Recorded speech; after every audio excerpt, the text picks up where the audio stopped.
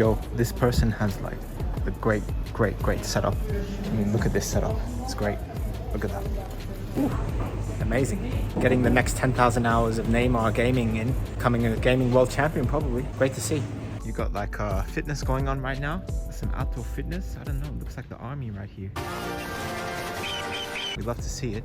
I've just been talking with my physio and I have some updates on my injury. I can see now with the scores that I've been taking that now average on P, which is my pinch test, and C, which is the calf test, I've gone down. So last week, I've got down to a 9 average and a 6.3 average, whereas 2 weeks ago, it was a 9.7 average and a 7.3 average, and 11.4 and 10 before that. So we're making some progress. We're basically making like a 5 to 10% improvement every week on the Achilles soreness. As long as that Achilles soreness goes more down, the more trainings, the more football that I can do. So this is a good sign. In my diary, I'm like taking a note every day of kind of what's happening, what I'm doing, and sharing it with my physio so we can like get some more data and then objectively say like, okay, what we did on that Tuesday resulted in this on a Thursday, vice versa, vice versa, vice versa. So it's good. My physio is saying it's a good thing that I'm doing and I'm making progress, so this is good. And that means for this week in training, I can ramp it up a little bit, which is great.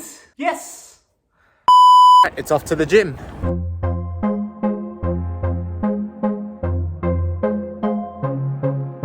You guys can see like I'm in a bike station. It's a public bike station. See the seats are like normal, like pointing this way, right? I pointed it this way to the back, so hopefully no one takes this bike because there's only very few of these e-bikes left, and the e-bikes are the really fast ones. Let's see if it remains after the workout. So yeah, today is not a football day, but it's another gym day and we'll be doing a gym workout. So let's get right into it. For the 100th millionth time we've been in this gym. I don't know if you guys can see, guys, but again, it's another empty gym and probably another empty changing room. Let's see. Maybe not. Maybe not. Yo, so today's session is all about full body strength and prep, focusing on explosive power and controlled movement. So let's get right into it. I kick things off with cardio. I already did this on the bike as I was riding, so that's all good. Immediately as my warm-up exercises, I get into 2 rounds of overhead triceps and then biceps with reach, and I'm just doing like 12 reps of each, reaching full extension at the top. This just helps activate the shoulders and upper body, preparing for the work ahead. I do like an RPE of about 8 here. Then it's on to 2 rounds of leg focus activation. So I go with a double leg foam roller hamstring bridge. I hold for 20 to 30 seconds. And then I do the abductor squeezes. You guys seen these exercises before, so I don't have to go into it, all right? But it's important because we don't want to get injured. All right, main session begins. First up is a bench press. Now, I go for about 2 sets of 10 reps, just focusing on controlling the weight, keeping my form right and explosive up. This is building that upper body strength. Then I hit the hang cleans. I'm going 2 sets of about 5-6 reps, just trying to go explosive. It's not necessarily about heavy weight and heavy, lots of strength. I just want to focus on that quick movement through the hips and transferring the power from the legs to the upper body, okay? Explosive movements. Then I go double kettlebell deadlift. I do about 3 sets of 8 reps.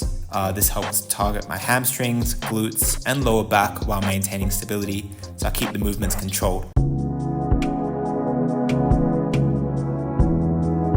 From there, it's the Romanian deadlifts. These are RDLs, and for footballers, all the pros, they do this, especially preseason. They're hitting this in season. They're hitting these 2.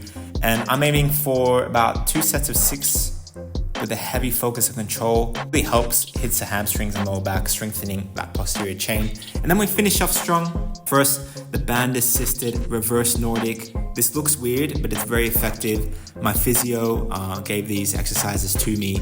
And this one, when I first did it, I thought it was really weird. And I still don't have the form perfect, but it really helps strengthen those knees. And then we go chin up iso holds, all right? 3 sets, holding for as long as possible at the top. I usually try and aim for about 30 seconds, but it's really tough. 30 seconds for 3 sets, really tough. If you do it, guys, drop a comment, because then that's some upper body endurance right there. And then finally I end with the core power medicine ball side throws. So I'm just going with a 5 kilo ball here.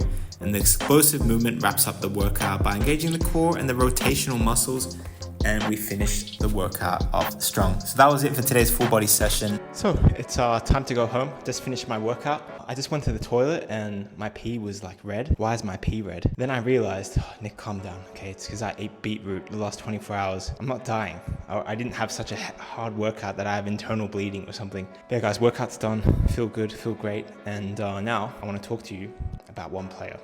This player has been in the headlines all week. Let's talk about him. This player has been all up in the headlines for all the wrong reasons, and it's all because he had literally one bad game. And that player is none other than Manchester United's Casemiro.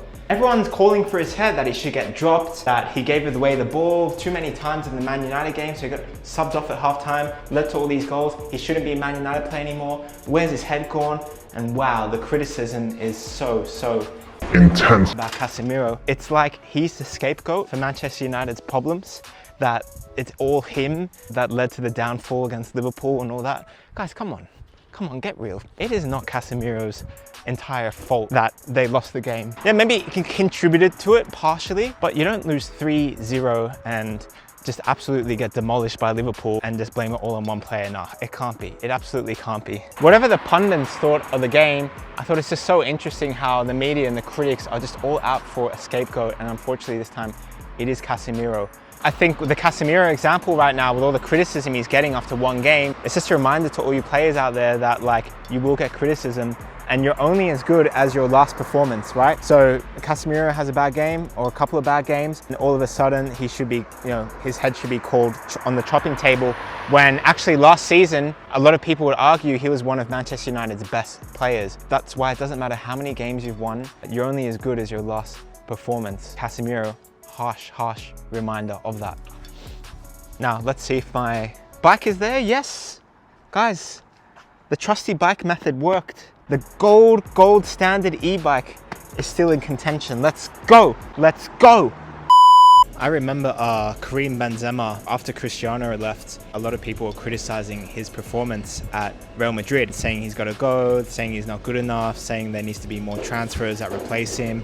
And then he ended up having the most stellar season of his career, where he won the Champions League, won the La Liga, and even won the Ballon d'Or, world best player. Now that was unthinkable a few years prior. That just goes to show anything is possible. I'm sure Casemiro will come back. Another story, guys, Harry Maguire, okay? Harry Maguire was getting all sorts of criticism, and then he was killing it for Man United. He was getting praised for his performances and ended up being one of their best players in the latter part of last season. Guys, the great ones, they just find a way to come back. Casemiro's going to do it. I'm sure he's got that unbreakable skin in him because he is a champion and a legend after all, right? Come on, let's face it. What do you guys think? Do you think Casemiro is being unfairly treated, or does he get the criticism that he deserves? What do you guys think? Right now, I have to finish this day, unfortunately, because it's the only thing open in the train station today. All the other restaurants, like vegan eaters, closed. So McDonald's is the only choice. I don't do this every day, but it is what it is. The most important thing after the gym, guys, is you gotta eat. You gotta eat something, not the fatty stuff, but I'm gonna select something and go on home, just get something to eat, have a protein shake, and that's dinner for the day. Not the best, but we gotta eat something. And with that being said, guys, I have my McD's and I'm gonna get my McStomach full. Awful joke, but considering the circumstances, hey, give me a thumbs up. Well guys, that's the end of day 82. A lot more fun to come. Tomorrow's gonna be a football session. All right, so let's get excited about that. Let's hustle, let's do this. And salutes to all the hustlers out there. Peace.